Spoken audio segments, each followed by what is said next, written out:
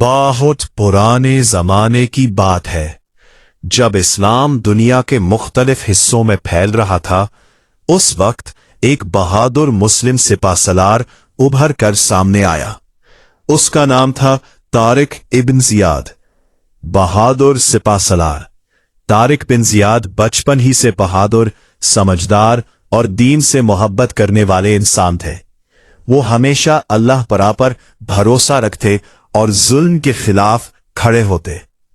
उस जमाने में स्पेन पर एक जालिम बादशाह हुकूमत करता था।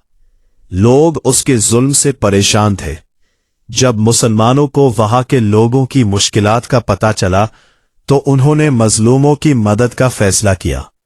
समंदर का सफर 712 एडी में तारिक बिन जियाद ने अपनी छोटी सी फौज के साथ समंदर का सफर शुरू किया। उनके पास ज्यादा हथियार नहीं थे, लेकिन ईमान और हिम्मत बहुत थी। जब वो स्पेन के किनारे पर पहुंचे तो उन्होंने अपनी फौज को एक पहाड़ के पास उतारा। आज वो जगह रॉक ऑफ जिब्राल्टर के नाम से मशहूर है। तारिक के नाम पर ही उस जगह का नाम जबल अल तारिक रखा गया, जो बाद में जिब्राल्टर बन गया। बार बार कश्तियां जला दो।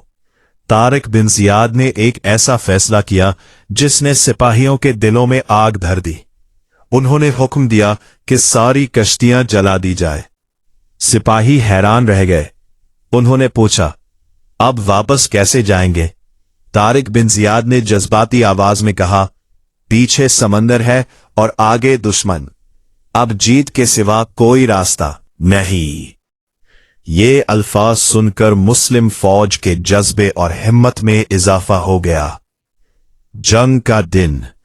दुश्मन की फौज मुसलमानों से कई गुना ज्यादा थी, लेकिन तारिक बिन जियाद की लीडरशिप और अल्लाह पानहु पर यकीन ने सब कुछ बदल दिया। मुस्लिम सिपाही अल्लाहू अकबर के नारे लगाते हुए मैदान में उतारे। जंग बहुत सख्त थी। कई दिन तक लड़ाई चलती रही। आखिरकार अल्लाह पानहु पर मुसलमानों को कामयाबी दी। जालिम बादशाह की फौज हार गई और स्पेन का बड़ा हिस्सा मुसलमानों के कब्जे में आ गया। इस्लाम का नूर। तारिक बिन जियाद और मुस्लिम हुक्मरानों ने स्पेन में इंसाफ, इल्म और तरक्की को फरोग दिया। वहां मस्जिदें, लाइब्रेरीज और स्कूल्स बनाए गए। मुस्लिम साइंटिस्ट्स और स्कॉलर्स ने दुनिया को नए इल्म दिए। स्पेन इल्म और तहजीब का मरकज बन गया। आखिर कहानी का सबक। अल्लाह पानहु पर यकीन कमजोर फौज को भी मजबूत बना देता है। हिम्मत और सच्चाई से मुश्किल जंग भी जीती जा सकती है। इस्लाम इंसाफ, इल्म और रहमत का दीन है।